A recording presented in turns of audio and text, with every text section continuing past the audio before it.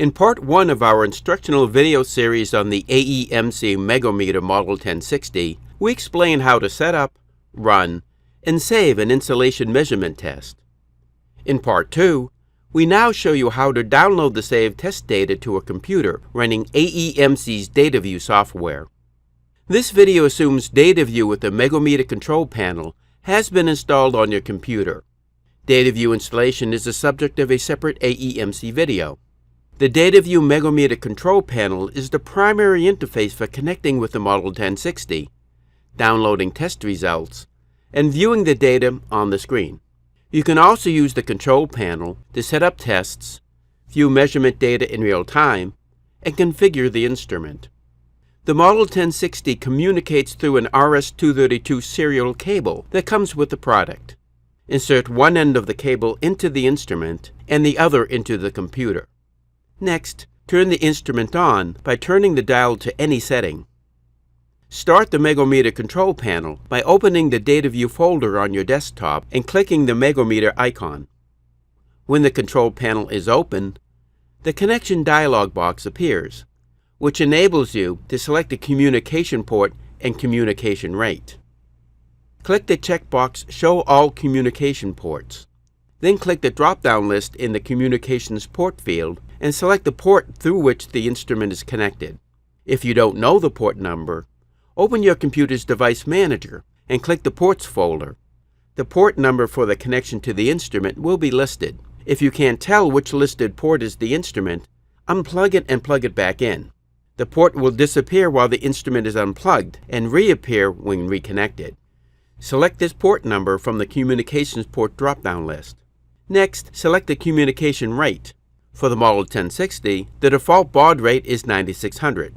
This can be changed on the instrument. If you do so, ensure the baud rate you select in the control panel matches the instrument setting. When you have completed both fields on the communication dialog, click OK. The control panel now connects to the instrument. When this is completed successfully, the word Connected appears in the lower right corner of the control panel status bar. A powerful feature of DataView is its ability to set up and run a recording session from the computer. You can configure the recording and view measurements as they are made in real time. You can then save the recorded test and format the data as a report or spreadsheet. To configure the test, ensure that the instrument is powered on. Then select Instrument in the menu bar and click Configure. The configuration dialog box appears. This is the main interface for configuring the instrument through DataView. We'll start by selecting the test duration. This can be from 1 minute up to 59 minutes.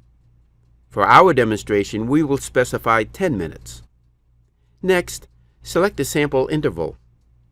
This determines how often during the test the instrument will make a measurement. We will leave this at the default setting of 5 seconds.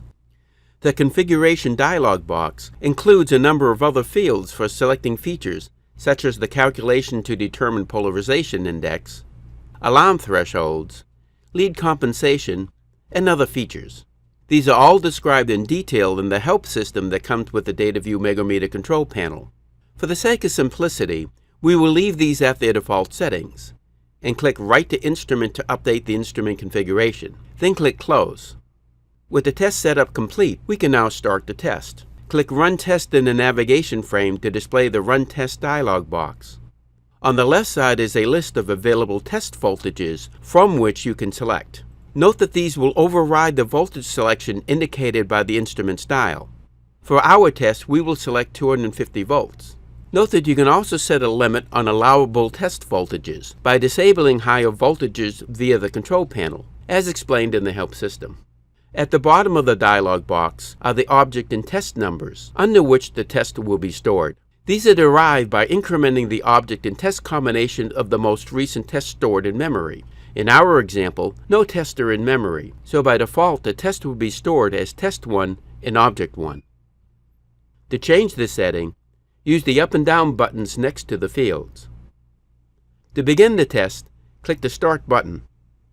After a few moments, real-time measurements are displayed as a graph in the center of the dialog box. In the lower left is a table showing the total duration of the test, the time remaining, the test voltage, most recent resistance measurement, and values for DAR, PI, and capacitance.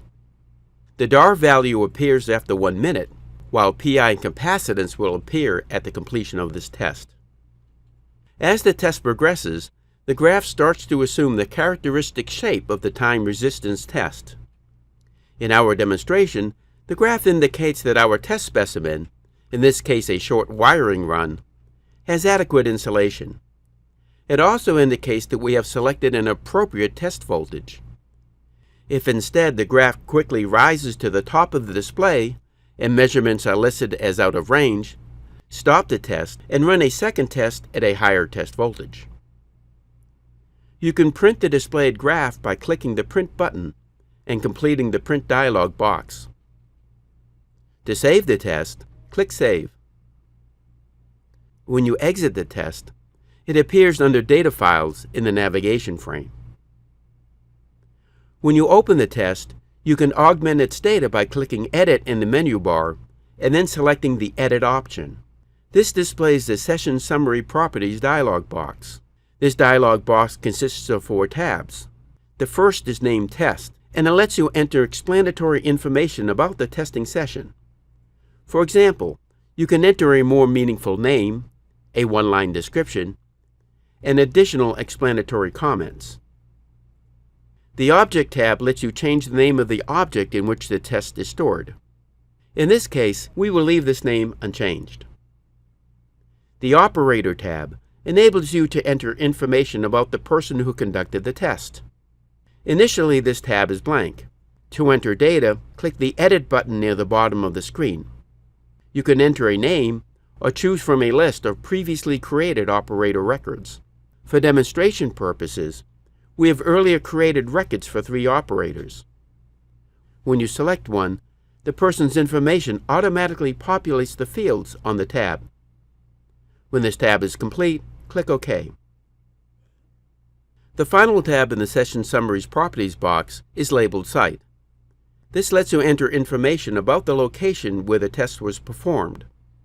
As with the Operator tab, you can complete the displayed fields or select an existing name from the site list. We have created a demonstration site called Video Example, so we will select it to automatically fill the remaining fields on this dialog box.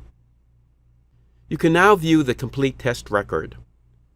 This includes information about the test operator, the test site, the instrument model and other test-related information, the test measurement data itself as recorded by the Model 1060 instrument, and finally, any additional comments. To save the complete updated test on the computer, click File in the menu bar and select Save. You will be prompted to enter a file name for the saved test data. You can also download tests stored on the instrument itself.